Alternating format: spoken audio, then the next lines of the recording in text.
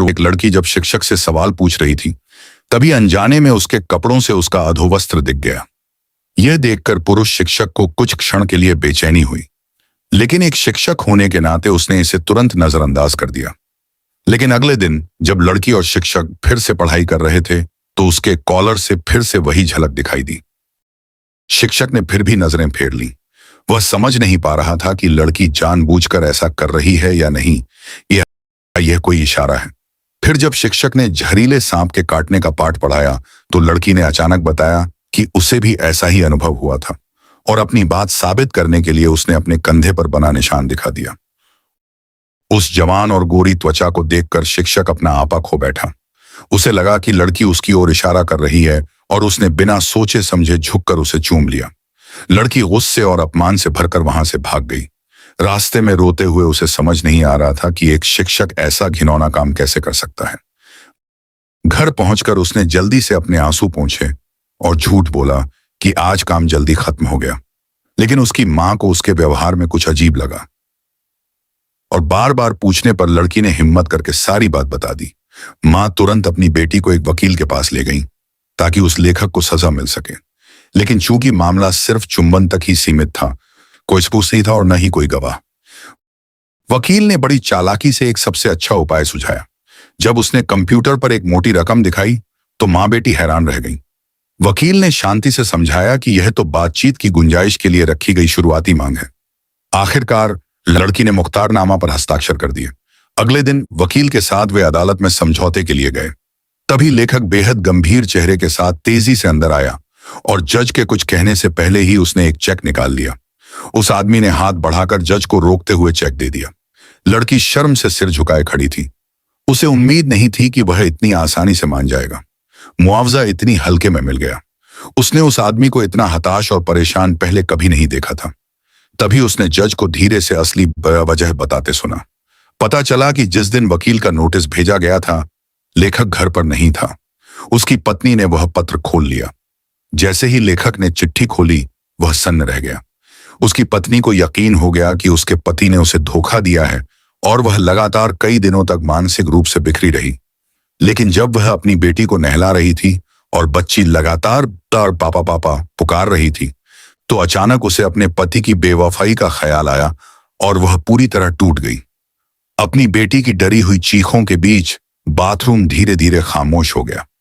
पानी में अपनी बिल्कुल शांत बेटी को देखकर मां घबरा गई। वह बदहवास हालत में बाथरूम से निकली। उसने पास रखी एंटी डिप्रेसेंट दवा की पूरी शीशी एक साथ निगल ली। जब लेखक घर लौटा, तो उसकी पत्नी की मौत हो चुकी थी। वह अब भी मदद के लिए फोन करने ही वाला था कि उसकी नजर मेज पर रखे वकील के पत्र पर पड़ी।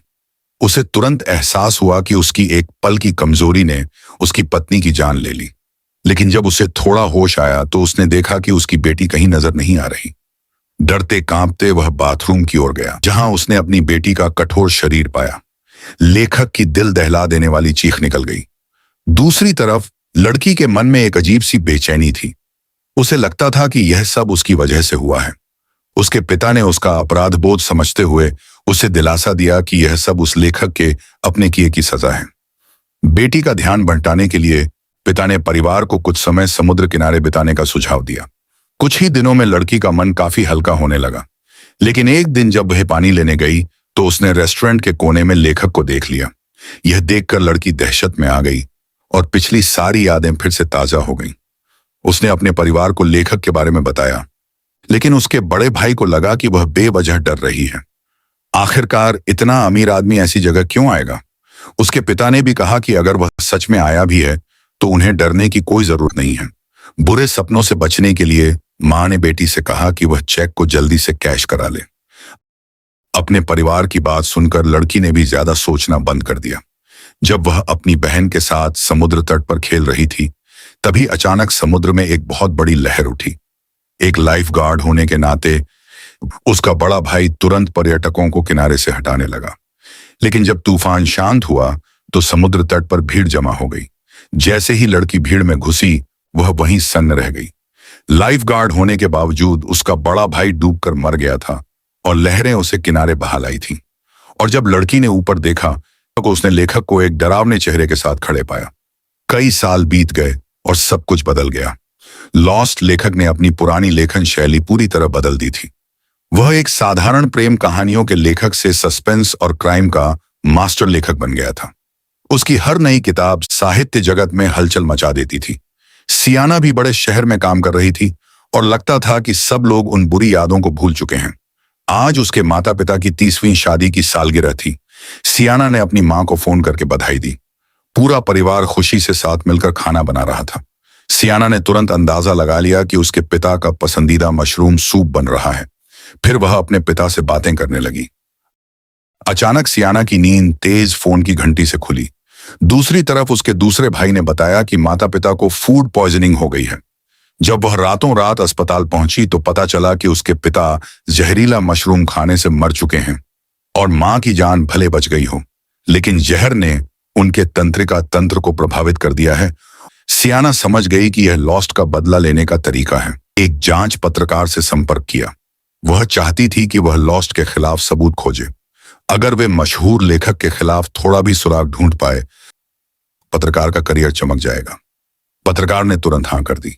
जल्द ही पुराने केस फाइलों की जांच करते हुए उसे कुछ अजीब बातें मिली। सियाना के बड़े भाई की मौत के समय वह शायद किसी को बचाने गया था, लेकिन जिस व्यक्ति को बचाया गया था वह कभी सामने नहीं आया।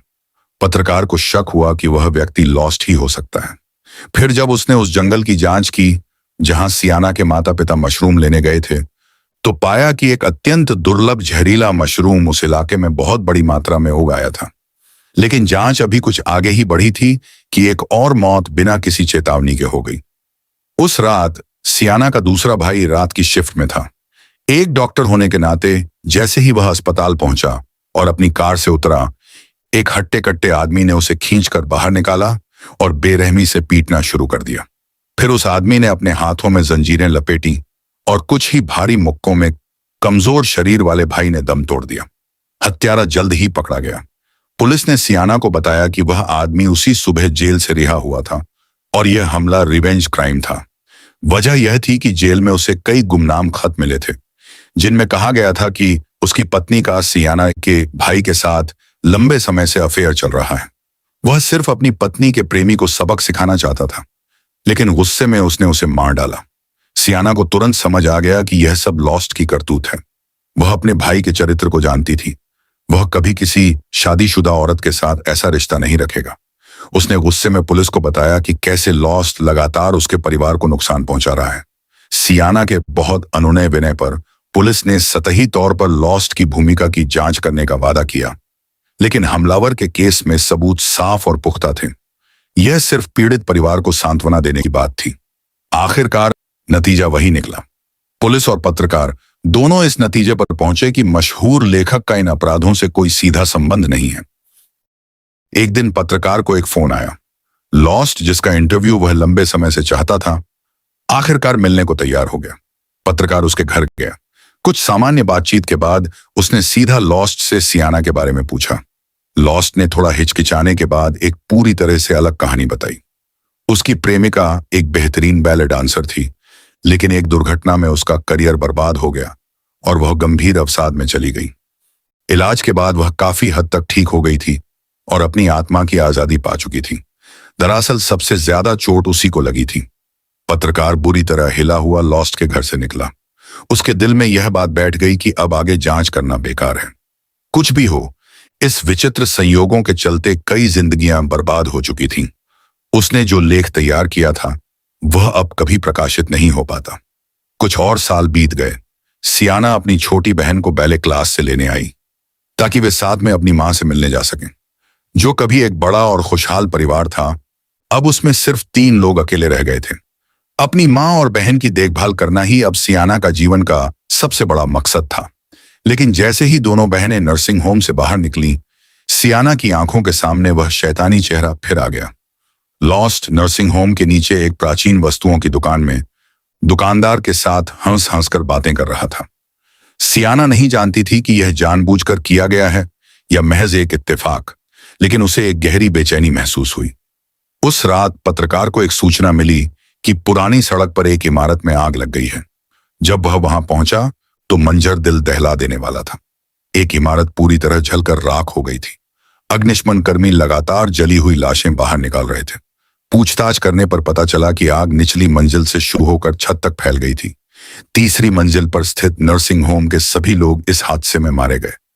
आग लगाने वाला एक गिरोह का सदस्य था जो मकान मालिक को डराकर खाली करवाना चाहता था, लेकिन उसने इस बात पर ध्यान नहीं दिया कि नर्सिंग होम में रहने वाले ज्यादातर बूढ़े और विकलांग थे, जिसकी वजह से इतनी बड़ी तादाद में मौतें हुई।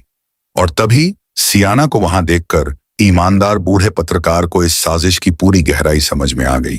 सियाना के जाने के बाद बूढ़े पत्रकार ने देखा